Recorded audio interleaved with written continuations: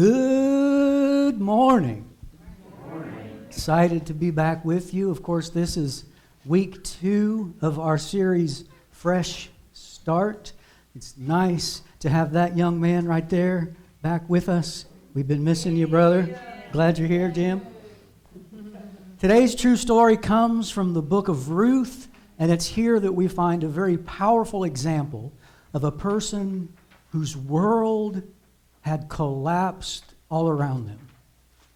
And she has slipped into a state of bitterness. And through this story, we get the opportunity to watch as God turns her bitterness into blessing. We get to watch as God turns her tragedy into triumph, which is also my prayer for each and every one of you this morning. May God turn your bitterness into blessing. May God turn your tragedy into triumph. Our text is in Ruth. We start with the first 5 verses. In the days when the judges ruled, there was a famine in the land. So a man from Bethlehem in Judah, together with his wife and 2 sons, went to live for a while in the country Moab. The man's name was Elimelech, and his wife's name was Naomi. And the names of his 2 sons were Mahlon and Chilion.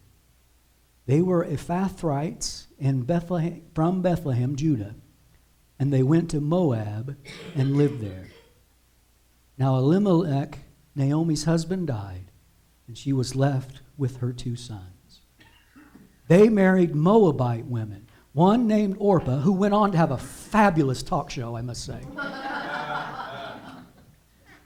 One named Orpah and the other Ruth. After they had lived there about 10 years, both Mahlon and Chilion also died, and Naomi was left without her 2 sons and her husband. So we kind of need to pause right here and acknowledge the depth of suffering that she was experiencing in this moment. We need to acknowledge Naomi's struggle beyond heartbreaking. So just a quick review. Elimelech and Naomi, they get married. They have 2 sons. This massive famine falls across the land. There's no food for them, no food for their 2 boys. And understandably, they were perplexed, confused, and hungry with no idea what to do. And in the midst of their confusion, they made a bad decision. In the midst of their fear, they made a bad decision. Have you ever done that? Elimelech and Naomi decided to pack everything up and leave Bethlehem, which was where God specifically had called them to be. And they moved from Bethlehem, quite literally, into enemy territory. We call it Moab. And we're about to find out how this one bad decision cost them more than they could have ever imagined. We're told that after the move, Naomi's husband died. And we might think, well, at least she has her 2 sons. Well, it says after about 10 years, she loses not just 1 son, but both. So she's lost her husband, both her sons, beyond heartbreaking. So with very few options available, she tells her 2 daughter-in-laws, you 2 go to your respective hometowns, return to from whence you came. I'm going to go home to Bethlehem, to my hometown, and we can all go our separate ways seeking a better life. And that is when Ruth puts her foot down and says, no. See if you recognize this very famous verse. Ruth says to Naomi, where you go, I will go, and where you stay, I will stay. Your people will be my people, and your God will be my God. Isn't that beautiful? And so together with a mutual feeling of defeat, overwhelmed with a sense of hopelessness, together they go back to Bethlehem. Verse 19.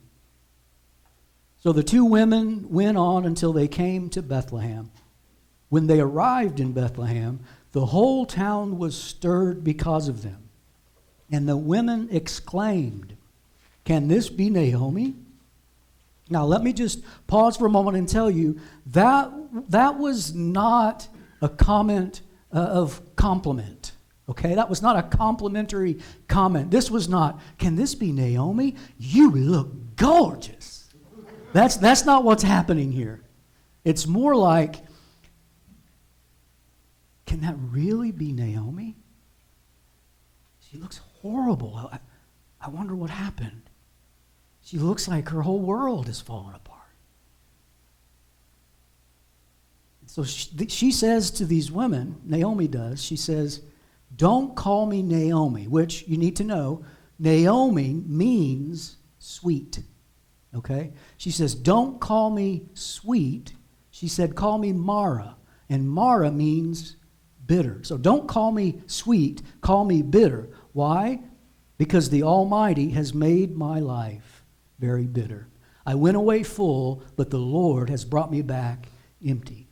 And I have to tell you, as I studied this text for this week, it's those last couple verses that really hit me hard. It says, "Call me bitter. I went away full, but I came back empty." And I found it helpful to define emptiness and just kind of overlap that with what we're talking about. Emptiness is defined as the state of containing nothing. The quality of lacking meaning, meaninglessness. The quality of having no value or purpose, futility. Feelings of emptiness and loneliness. Now, I'm just guessing that there may be one or two of you who, like me, have felt this depth of emptiness at some point in your life. Like Naomi, you went out full and you came back empty. You had big dreams of a better life, and here you sit feeling a bit hopeless. Let's continue our look into this true story, because this is where we will find hope for what is hurting us. There are two big ideas that I want us to hit this morning, and the first one is very simply this: the wrong direction always leads to the wrong destination. And I know that sounds pretty basic, but we're going to unpack it. The wrong direction always leads to the wrong destination. If you drive in the wrong direction, you will never arrive at your desired destination. It doesn't work any other way. Now, I don't often say always, but in this case, always. This always is always. The wrong direction always leads you in the wrong direction, because direction, not desire, leads to destination. Desire can lead you in a lot of terrible, horrible, no good, very bad places. So, just as an example, if my desired destination, which it really is, the sunny, sandy shores of Florida during the winter season, that's my desired destination, but I hop on 31 and just head north, right? My direction will not get me to my desired destination. The wrong direction always leads to the wrong destination. Direction, not desire, leads to destination. Now, for some of us, our current life circumstance leaves us confused and wondering, God, why are you not coming through for me? Where are you? Why is my life not fulfilling? Why do I feel so incredibly empty? And it's possible. It's possible. Your life may be heading in the wrong direction. That's what Naomi was doing. Her trajectory was away from God, away from where God had called her to be. She was called to be blessed in Bethlehem, and she moved to Moab. And Moab, again, was quite literally enemy territory, wicked enemy territory, where they served a wicked, false god. And when I say wicked, I mean wicked with a capital W. Wicked, sinful, depraved, downright evil.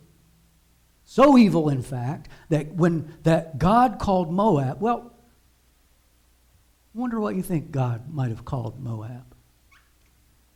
I mean, he could have called it the armpit of the Mideast. He could have said, nice place to visit, but you wouldn't want to live there. But what God called Moab communicates how he felt about Moab.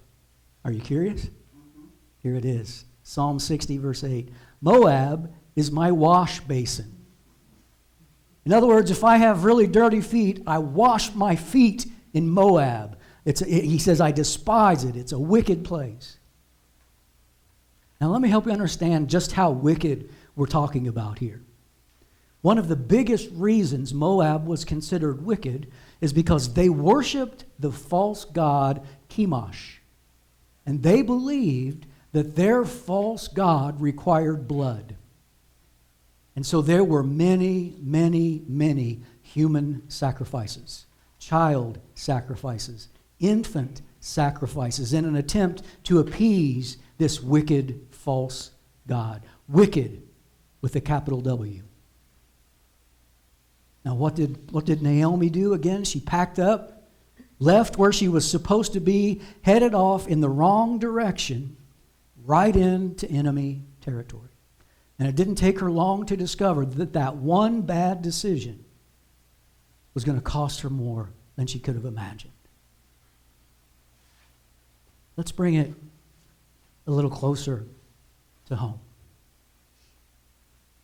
Let me ask you this.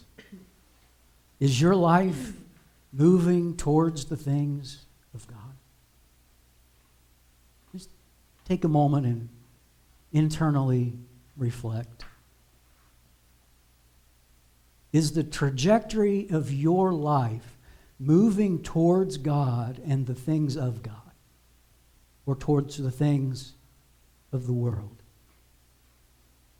Does your mind tend to naturally drift towards things that are eternal, holy, and God-honoring? And I don't know, there might be someone here who says, I remember a time. There was a time when that's how it was. There was a time when I would awaken in the morning and my very first thoughts would be about the love and the goodness of God. There was a time when I would seek Him early in the morning and I would try to live my life throughout the day in a way that would glorify and honor Him. There was a time when I could see the many blessings of God. I could hear His voice. I was directed by His Spirit. There was a time when I had intimacy with God and church and fellowship, and I was serving, and I was in a small group, and I had spiritual momentum.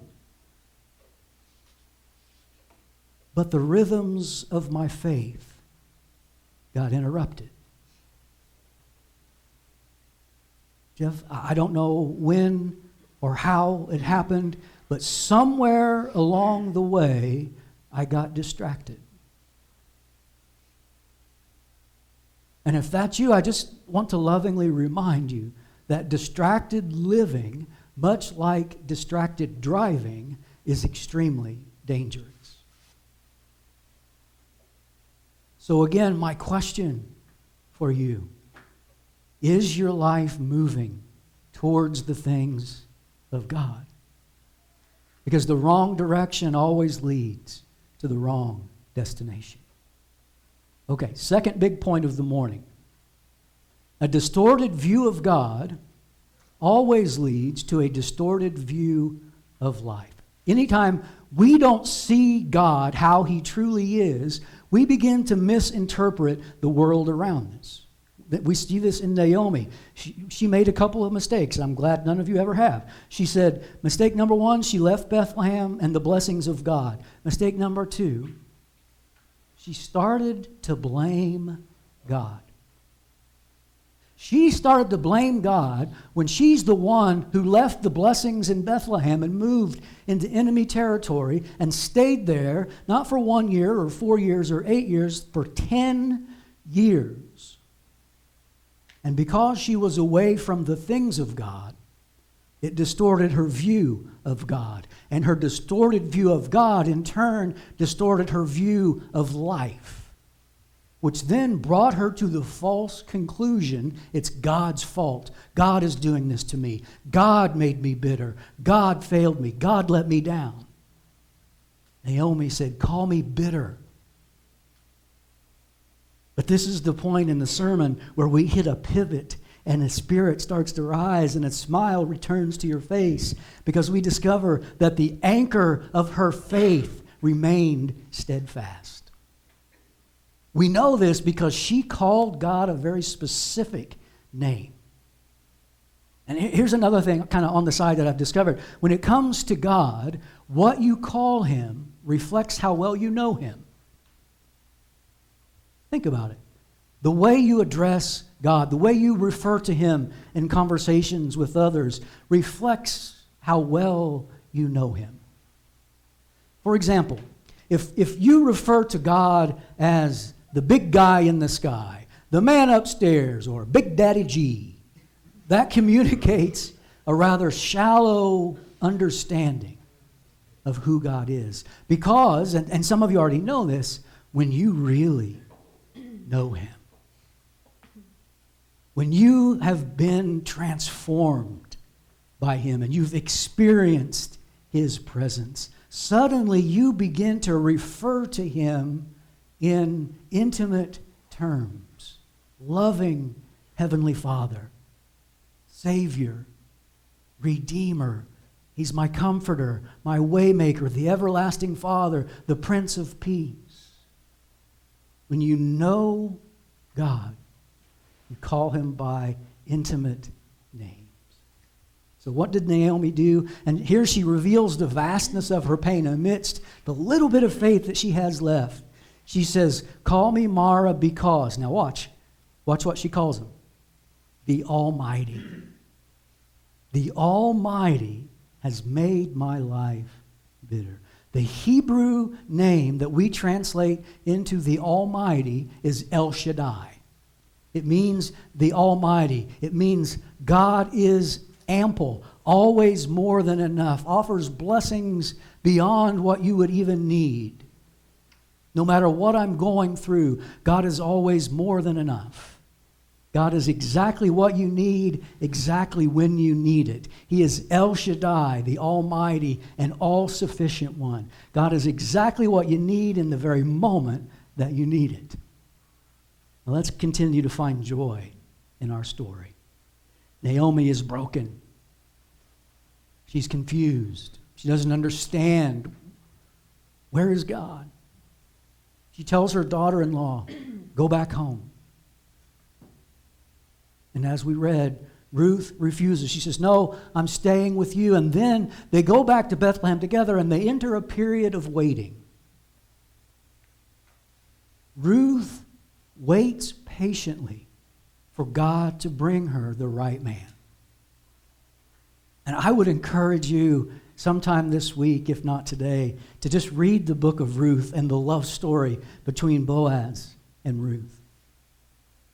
Because God brings her a man named Boaz. And Boaz was a handsome man. Boaz was a rich man. Boaz was a godly man. And ladies, just as a side note, anytime you have a handsome man, plus a rich man, plus a godly man, you have a husband. Okay?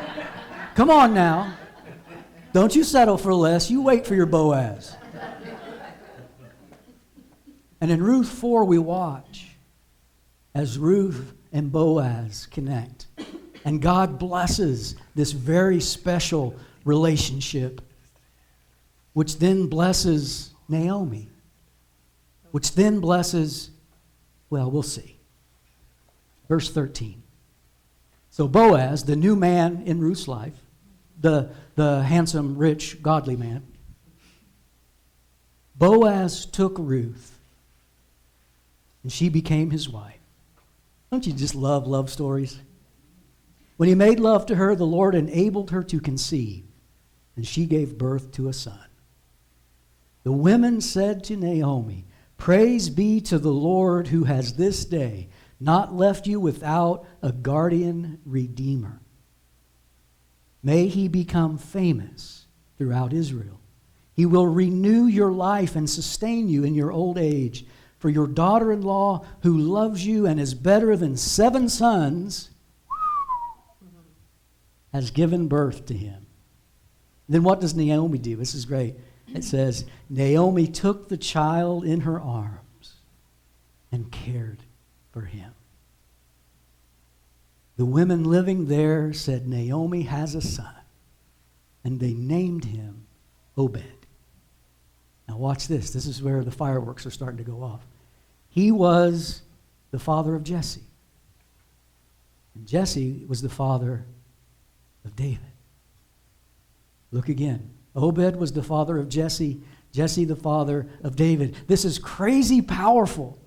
Now I had to put this on the screen because it's too long to actually read. But over 1,000-year span, we see the lineage that God brought out of Naomi's brokenness. It starts with Obed, the father of Jesse, then Jesse, the father of King David, and then David, the father of Solomon, and it goes all the way down to Mathan. Generation after generation after generation, the hands of God weaves his perfect providential plan. And then what do we see? You can shout or go, "Oh," if you want to. And Jacob, the father of Joseph, the husband of Mary, and Mary, the mother of Jesus, who is called the Messiah. Let that sink in. Out of the lineage of Naomi, out of Naomi's total brokenness, God brought about a renewal and a healing for all humanity through the person of Jesus Christ. It was out of the pain, out of the bitterness, out of the brokenness that good God Almighty, El Shaddai, brought a Savior into this land. Through the brokenness, God brought blessing. Through the hurting, God brought healing. And don't miss this. This is exactly what God can do for you today. In this very moment, in your brokenness, God offers blessing. Amidst your tragedy, God offers you triumph.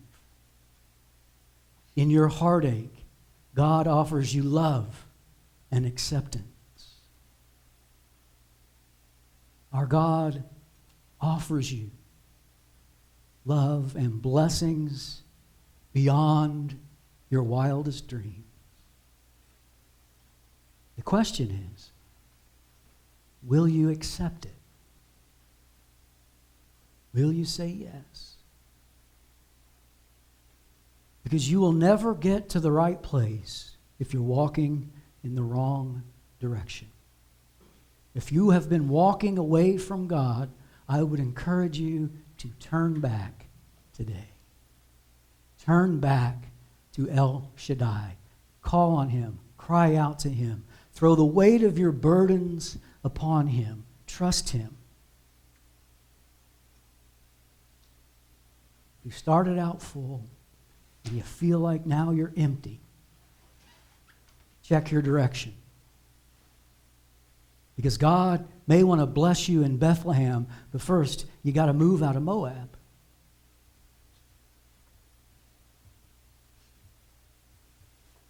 God, we thank you for this incredible story from the book of Ruth, and we've only scratched the surface of so much that is in this short book.